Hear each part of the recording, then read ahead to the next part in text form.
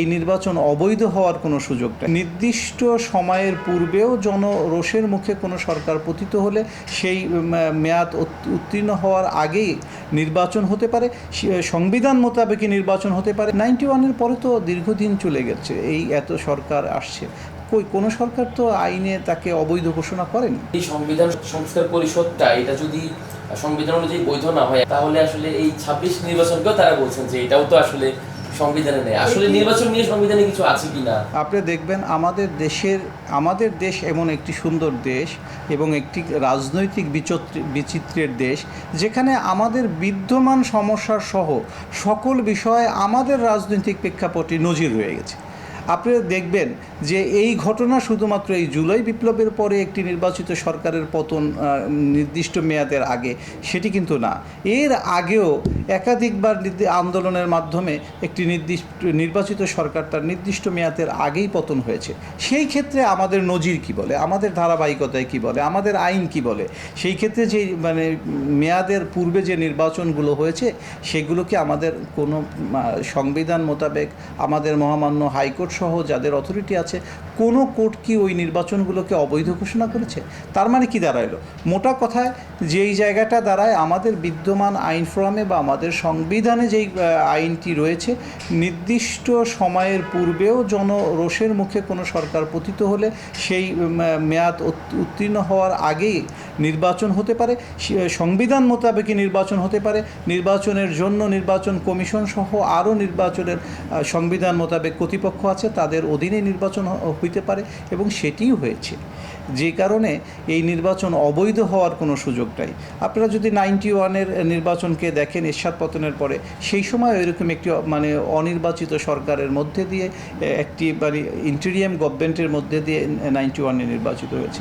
91-এর পরে তো দীর্ঘদিন চলে গেছে, এই এত সরকার আসছে, কোনো সরকার তো আইনে তাকে অবৈধ ঘোষণা করেনি।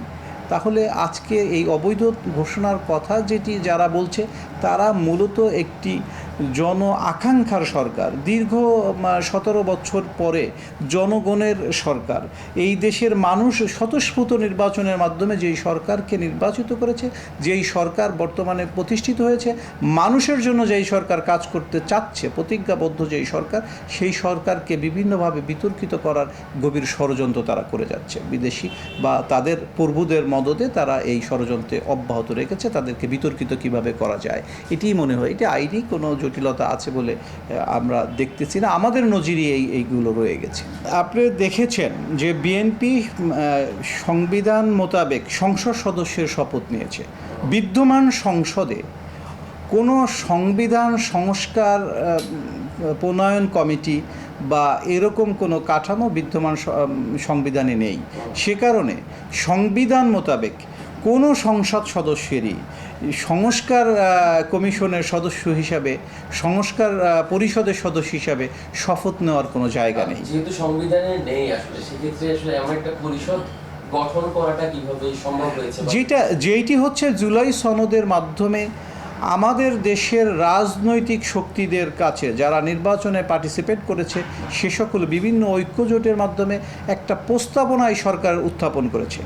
সরকার একটা প্রস্তাবনা উত্থাপন করেছে, যেই প্রস্তাবনাটা বিএনপি সহ অন্যান্য রাজনৈতিক দল সম্মত হয়েছে, কিছু কিছু বিষয়ে ঐক্যমত আসতে পারেনি। এটি সংবিধান সংশোধনের মাধ্যমে সংবিধানে সন্নিবেশিত করেই এই প্রস্তাবনাকে বাস্তবায়ন করতে হবে। এইটাই আইনি স্পিরিট, যেটি বর্তমান বিদ্যমান পরিস্থিতিতে সংবিধানের তফসিলভুক্ত এই কাঠামোকে সংবিধানের তফসিলভুক্ত করার পরে সেই ক্ষেত্রে ওই ফোরাম তখন ওই ফোরামের জন্য আপনার শপথ নিতে পারে। যেহেতু এটি এখনও সংবিধানে সংশোধিত হয়নি, সে কারণে যেটি সংবিধানে সংশোধিত হবে তার প্রাক শপথ নেওয়ার আইনি কোনো জায়গা আছে বলে আমি আইনজীবী হিসেবে মনে করি না।